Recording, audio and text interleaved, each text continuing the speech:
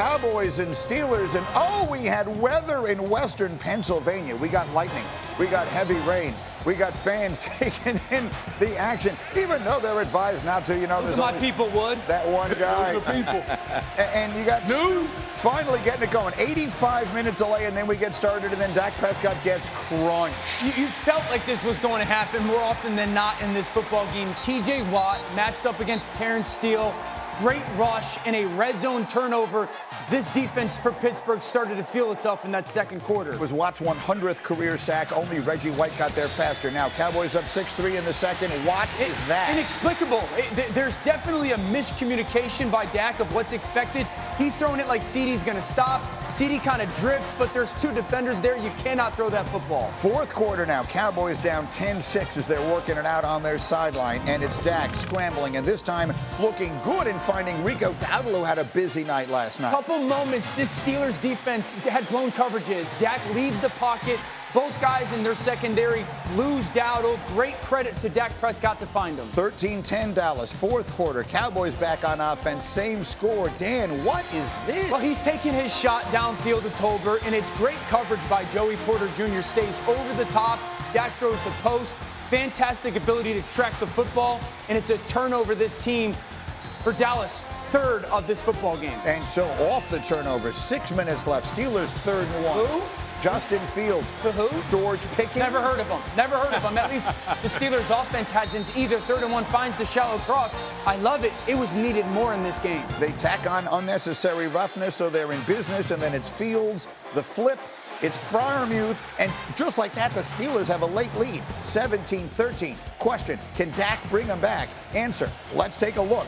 Prescott, CeeDee Lamb, 9-yard gain. They're driving. They keep moving it down the field. Hunter Lipke will get involved. I love the play call, red zone screen. Dak peeks to this one side top, finds that little dump off screen to the bottom. Everybody for Pittsburgh is flowed the opposite way. Outstanding, timely call. And then, speaking of great calls, listen to Mike Tirico on the craziness here. Down to the football. Prescott back on it. Timeout, Dallas. Back to 5. A Troy Polamalu-like play there, but Dak is there, Johnny on the spot. Agreed. That's something quarterbacks are coached on in these situations. You follow the football just in case catastrophe happens. Like there, he saves the game. That was on a 2nd down. 3rd down now, it's Dak. It's Jalen Tolbert. The throw is low, and so here we go. Final play for all the marbles. 4th down and goal, Mike Tirico. Here we go. Prescott throws, crossing, it's caught for the touchdown. It's Tolbert. And just like that, and I understand the joke, and we'll explain it later, but it's Dak to Tolbert, and the Cowboys steal an unbelievable last-second win deep into the night. The celebration from the men with the stars, up in the booth, down on the sideline. What a finish. Cowboys 20-17. Dak, talk to me. You're pissed at yourself, like you said, for the turnovers, for the interceptions. But when I realize I have the ball down 4 with an opportunity to score with enough time, plenty of time, that's all I can ask for. Bro, I mean, it was miraculous. I mean, JT literally sprained his nuts. Oh, excuse me, sorry. Sprained his nuts the play before, comes back, makes the game winner. Unbelievable. Yes, that's what Dan was referring to. For those who don't know, Jalen Tolbert had suffered an injury to a discrete area and then winds up catching the touchdown on the final play, playing in place of the injured Brandon Cooks. Okay, Rex, the very top line take you had for us in our meeting this morning was what? Dallas beat the hell out of them, and I know nobody's going to say that. No, they did. And nobody's been more critical of their defense than me. Mm-hmm. But they actually had a plan. Like, it was crazy. And without your 2 really good pass rushers, they had a great plan. Mike Zimmer, I got to give him credit, all right, especially containing the quarterback as well as stopping the run. Like, I thought Pittsburgh was going to run the ball down their throat. Never happened. And so you got to give them credit. I think that was the most impressive thing.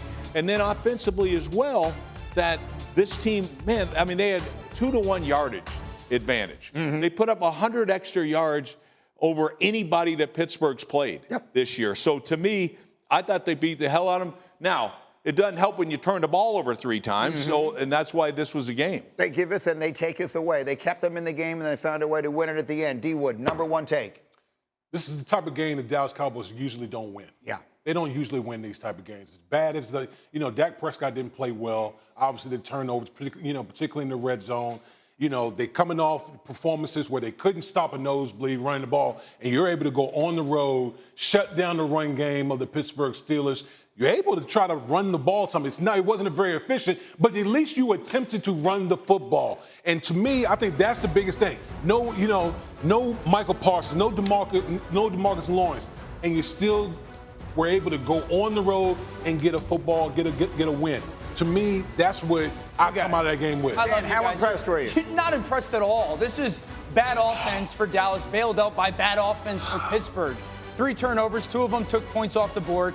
They avoid catastrophe. I'll give you that. But this is not an impressive win by the Dallas Cowboys.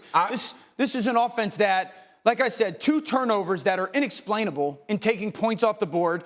They had 6 points with, 18 minutes left in the football game or so? And they get it done. The game-winning drive absolutely matters. They win the game when it matters. But the 2 turnovers by Dak are... That one is terrible. That one's really...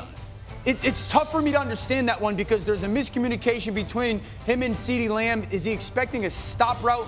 The fumble that happens. This was more about Pittsburgh having an offensive problem, and it's not the quarterback, by the way. It's the receivers. But this is not an impressive performance by the Dallas Cowboys. See, I think it is. How? And because, number one, they battled back, all right, and had a huge drive at the end of the game to win the thing.